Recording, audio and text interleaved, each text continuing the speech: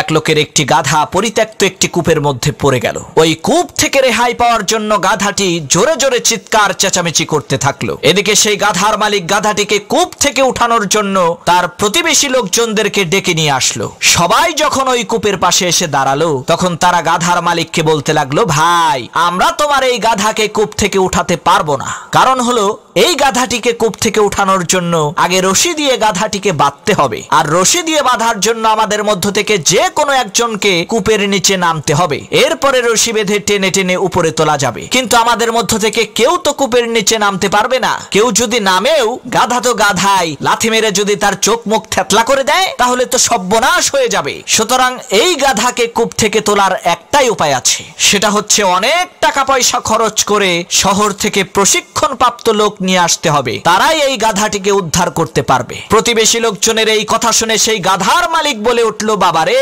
আমার এই বৃদ্ধ দুর্বল গাধাকে কূপ থেকে তোলার জন্য এত টাকা আমি খরচ করতে পারবো না। আবার এই গাধাটিকে এইভাবে কূপের মধ্যে রেখেও দিতে পারবো না। কারণ হচ্ছে, সে যেই রকমের চিৎকার চেঁচামেচি করছে, তাতে তো আমার বাড়ি থাকাই কষ্টসাধ্য হয়ে গেছে। এখন এর একটাই সমাধান, তোমরা ময়লা আবর্জনা, মাটি আর ধুলাবালি দিয়ে আমার এই পরিত্যক্ত কূপটিকে ভরাট করে দাও। এতে করে গাধাটিও কূপের মধ্যে দাফন হয়ে যাবে, আর আমিও শান্তিতে বাড়িতে থাকতে পারবো। গাধার মালিকের এই কথা শুনে প্রতিবেশী লোকজন সবাই মিলে ওই কূপের মধ্যে ময়লা আবর্জনা ধুলাবালি ফেলতে লাগলো। এদিকে কূপের মধ্যে থাকা গাধা মনে করলো তাকে উদ্ধার করার জন্যই এই কর্মযজ্ঞ চলছে। এ কারণে সে আরো জোরে জোরে চিল্লাতে লাগলো। গাধার চিল্লানো দেখে প্রতিবেশী লোকজনেরা আরো উত্তেজিত হয়ে আরো বেশি বেশি ময়লা আবর্জনা ফেলতে লাগলো। আর এদিকে কূপের মধ্য থেকে গাধাটি ময়লা আবর্জনা আর ধুলাবালি তার গায়ের উপর থেকে ঝেড়ে ফেলে দিয়ে লাফিয়ে লাফিয়ে ওই ময়লা আবর্জনার স্তূপের উপরে উঠতে লাগলো। এভাবে করতে করতে এক পর্যায়ে ওই কূপটি ভরে গেল,